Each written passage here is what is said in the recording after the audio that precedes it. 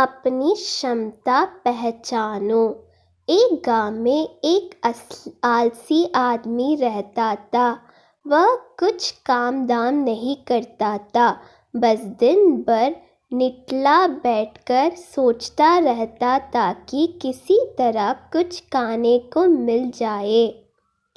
एक दिन वह यूं ही घूमते घूमते आम के एक बाग में पहुंच गया। वहां रसीले आम से लदे कई पेड़ थे। रसीले आम देख उसके मुंह में पानी आ गया और आम तोड़ने वह एक पेड़ पर चढ़ गया। लेकिन जैसे ही वह पेड़ पर चढ़ा, बाग का मालिक वहां आ पहुंचा। बाग के मालिक को देख आलसी आदमी डर गया और जैसे तैसे पेड़ से उतरकर वहां से भाग खड़ा हुआ। भागते भागते वह गांव के बाहर स्थित जंगल में जा पहुंचा। वहां बुरी तरह से थक गया था, इसलिए एक पेड़ के नीचे बैठकर सुस्ताने लगा। तभी उसकी नज़र एक लोमड़ी पर पड़ी। उस लोमड़ी की एक टांग टूटी हुई थी और वह लंगड़ा कर चल रही थी।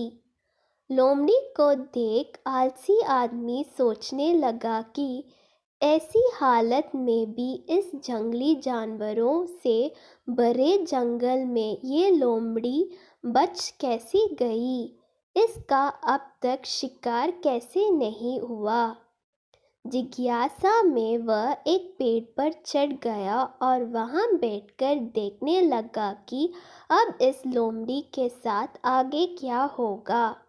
कुछ ही पल बीते थे कि पूरा जंगल शेर की भयंकर दहाड़ से गूंज उठा। जैसे सुनकर सारे जानवर डर कर भागने लगे, लेकिन लोमड़ी अपनी टूटी टांग के साथ भाग नहीं सकती थी। वह वहीं खड़ी रही। शेर लोमड़ी के पास आने लगा। आलसी आदमी ने सोचा कि अब शेर लोमड़ी को मारकर खा जाएगा, लेकिन आगे जो हुआ वह कुछ अजीब था। शेर लोमड़ी के पास पहुंचकर खड़ा हो गया। उसके मुंह में मांस का एक टुकड़ा था, जिसे उसने लोमड़ी के सामने गिरा दिया। लोमड़ी इत्मीनान से मांस के उस टुकड़े को खाने लगी। थोड़ी देर बाद शेर वहां से चला गया। यह घटना देख आलसी आदमी सोचने लगा कि भगवान सच में सर्वेसर्वा है। उसने धरती के समस्त प्राणियों के लिए, चाहे वह जानवर हो या इंसान, खाने पीने का प्रबंध कर रखा है। वह अपने घर लौट आया।